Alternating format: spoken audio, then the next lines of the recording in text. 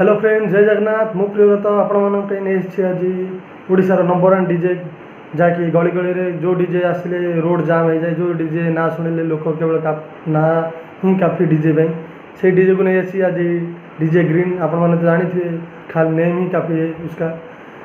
तार आज गोटे बढ़िया वीडियो नहीं आसी, बढ़िया लाइटिंग आ तार दमदार वीडियो। आपण मजा नहीं, लाइक करूँ, शेयर करूँ, सब्सक्राइब करूँ चैनल को। आई मत सपोर्ट करूँ। जय जगन्नाथ, नमस्कार।